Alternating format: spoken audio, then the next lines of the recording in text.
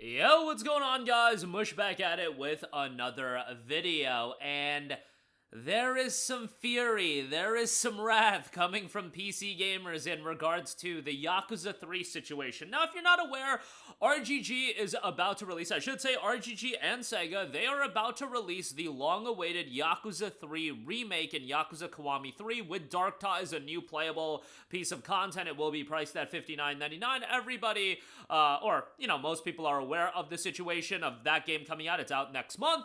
I personally am a big Yakuza fan, but whenever there is controversy, and rightfully so, I will cover it and give you guys my take. So, RGG did put out an official statement. The release of Yakuza Kiwami 3 and Dark Ties is now less than 1 month away. Everyone at the studio has poured their hearts into creating this title, and we are truly looking forward to the day everybody can finally play it.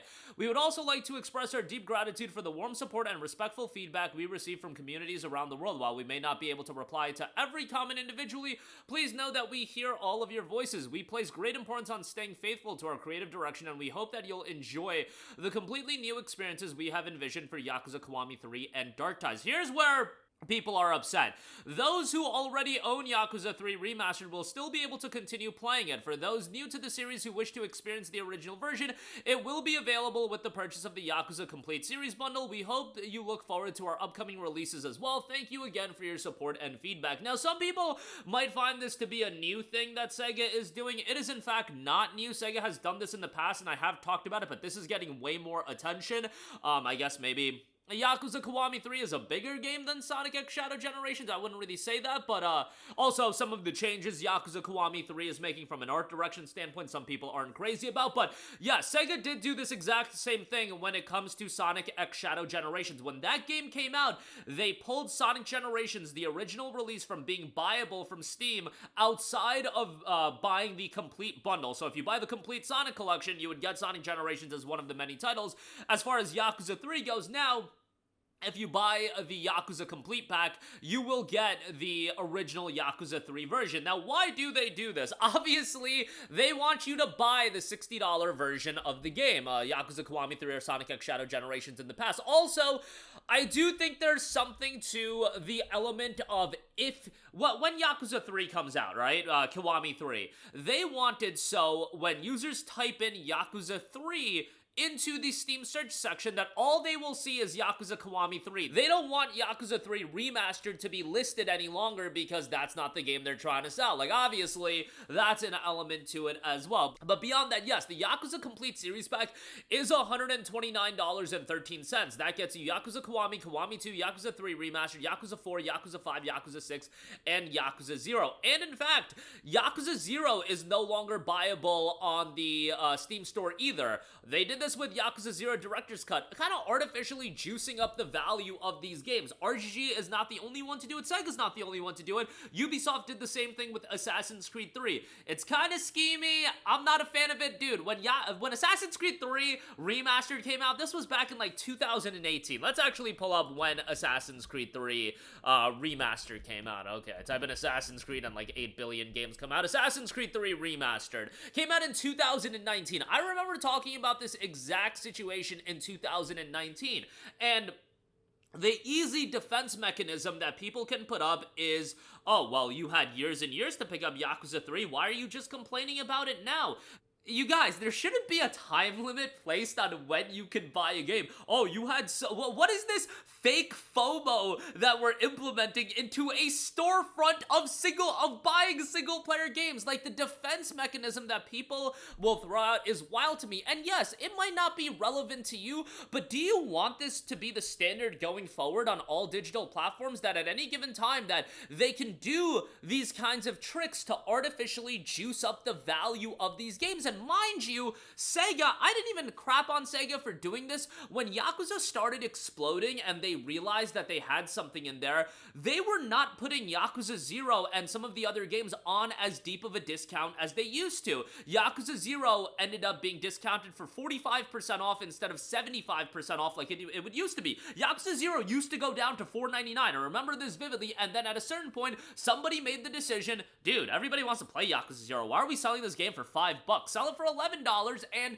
I didn't even bug out about that. It's like, okay, they realized that a lot of people wanted to play the game, and the original listing is still available. It's just they're juicing up the value of the game because people want to play that game. But when you do a re-release and then the price skyrockets to $60, or in the case of Yakuza 0 Director's Cut, skyrockets to $50, that's a problem when you don't have an option to buy the original game. And it's not about, oh, you guys had 8 years or however long that people had to buy the game. Guys, do you realize that there are new people coming into PC gaming and new people that want to get into these franchises? Should they be expected to pay $50? Should they be punished for, oh, they didn't discover Yakuza? What value does this offer to the customer that the original game is being delisted, or not delisted in this sense? Like, it's hard to find the right terminology, locked away in these complete bundles, and why would you even want to defend it? Yes, you can rationalize it, you can understand it to an extent, but outright defending it, it offers you no value. As the customer, it offers you no value, and yes, you can understand it, but realize that if you go super defense force and, oh, you guys had all these years. Guys, this is something that if you give them an inch, Sega will absolutely take a mile. What happens if in the future, you know, all of these games end up getting remade, and then they ultimately decide, you know what, if you want to buy the Yakuza Complete series now, after all of the remakes come out, all of the originals are gone. Yakuza 3 Remastered is gone, 4 Remastered is gone, 6 is gone because they've remade them in 8 years, and now the only way to play the games is to buy the Complete series or buy them individually, because if you give them that much power, that's what they will ultimately do. I hope they don't end up doing that, but I'm just saying, it can happen, and Sony did this with Horizon Zero Dawn when they released the remastered version that nobody was really asking for. They juiced up the value of that game. All I'm saying is, there is no benefit for the customer to be defending this outside of,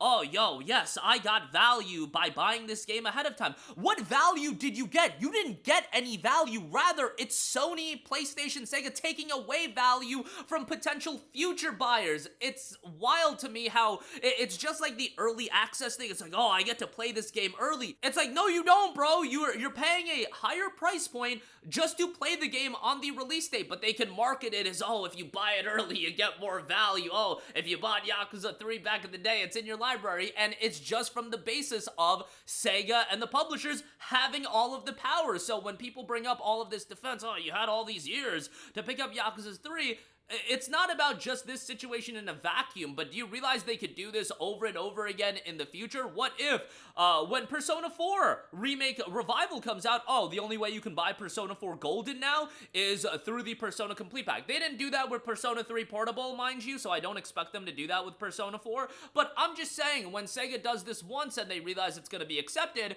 they can do it over and over again, and other publishers can do it over and over again. It's actually super effective.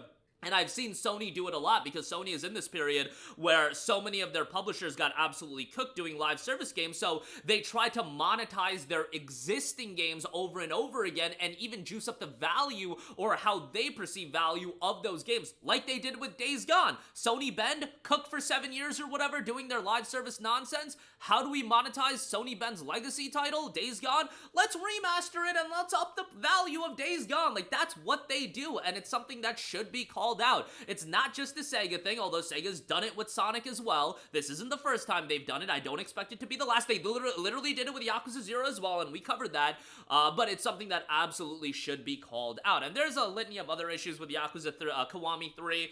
I'm a huge Yakuza fan. If anybody, these are some of the games that I glaze the most on this channel. If you follow this channel regularly, you know how much I talk up Like a Dragon. You know I've been talking about up Yakuza 0 for eons and eons. They are phenomenal games, but at the same time, practices like this should be called out. Is Yakuza Kiwami 3 gonna be a good game? Probably. It's probably gonna be pretty good. But stuff like this is irrelevant to whether or not the game's good. It's just practices like this should be called out. But that'll do it for me. Let me know all of your thoughts in the comment section down below. As always, thanks for watching, and I will catch you guys in the next one. Peace out.